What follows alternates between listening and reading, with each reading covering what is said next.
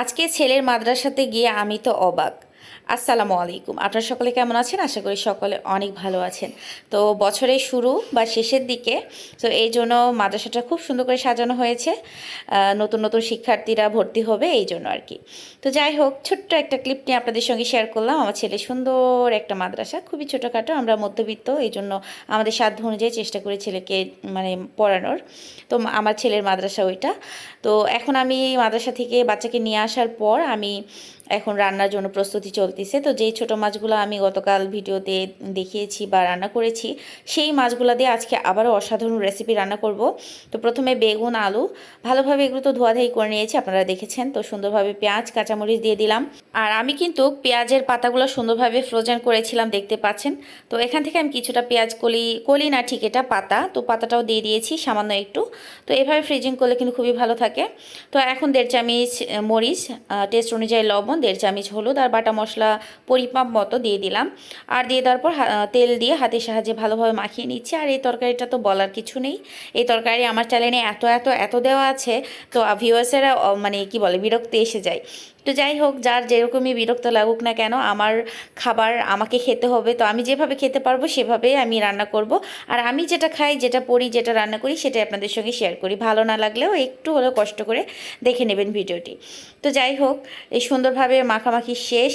এখন কিন্তু পালং শাক দিয়ে দিলাম। পালং শাকও কিন্তু আমি ফ্রিজিং করেছি, সুন্দরভাবে বেছে ধুয়ে তারপরে মানে পানি ঝরা দিয়ে তারপরে পটে রেখে দিয়েছিলাম। তো এটাও সুন্দরভাবে আমি উপরে দিয়ে চাপা দিয়ে, আর উপর থেকে একটু তেল ছড়িয়ে দিয়েছিলাম। তো চাপা দিয়ে আমি রেখে দিয়েছি। আর একটা রান্না করব, ভাজি, পুঁটি মাছের ভাজি। তো এখানে 2টা আলু নিয়েছি, তারপরে পেঁয়াজ, তারপরে কাঁচামরিচ, তারপরে পেঁয়াজের পাতা সুন্দরভাবে, তারপরে ঝাল, লবণ, হলুদ আর কিছুটা বাটা মশলা আর হলো তেল। তো ভালোভাবে দিয়ে হাতের সাহায্যে বেশ ভালোভাবে কষলে মশলা মাখায় নিচ্ছি। আর আজকের এই রেসিপিটা যে কত মজা হয়েছে আপনারা বিশ্বাস করতে পারবেন না, সত্যি মানে খুবই অসাধারণ হয়েছে। তো হাতের সাহায্যে মাখিয়ে নিয়ে যখন দেখবো যে সুন্দর একটা নরম নরম ভাব এসেছে, ঠিক সে পর্যায়ে আমি পুঁটি মাছটা দিয়ে দিব। তো মরলা মাছ দিয়ে আমি হলো ওই যে আপনার বেগুন আলু চচ্চড়ি করব পালং শাক দিয়ে। মাছ কিন্তু আমি পরে দিব, এখনও কিন্তু মাছ দিই নাই ওইটাতে। আর এটা আমি হলো এখন হলো যে মাছগুলো মাখা শেষ, এখন আমি উঠিয়ে দিব রান্নায়। তো উপর থেকে অবশ্যই একটু তেল দিয়ে দিয়েছি। আর এই যে শাকগুলো নরম হয়ে আসছে, ভালোভাবে নাড়াচাড়া দিয়ে এখন আমি উপরে মাছ দিয়ে দিব। তো এই যে এখন মাছগুলো দিয়ে দিলাম। আর এই মাছগুলো দিয়ে দেওয়ার পর হালকা করে শিরার সঙ্গে ডুবে নিয়ে জাস্ট ঢাকা দিয়ে মিনিট 2-4 রান্না করলে জাস্ট আমার রান্না একদম কমপ্লিট হয়ে যাবে। এত সহজ ও সিম্পল রান্না, মানে বিশ্বাস করতে পারবে না, খেতে অসাধারণ। যে এত কম সময়ে রান্না হয়, খেতে মনে হয় মজা হবে না।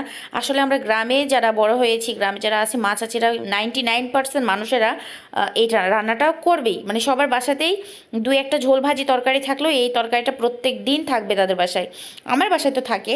তো যাই হোক, এই যে একটা ভাজি করতেছি, যেমন এই একটা চচ্চড়ি করতেছি, তো আজকে এই 2টা রান্না করতেছি। আর আজকে এই 2টা রান্নায় যে এতটা মজা, এতটা সুস্বাদু হয়েছে, মানে বলার বাহিরে। তো সামান্য একটু লবণ কম ছিল।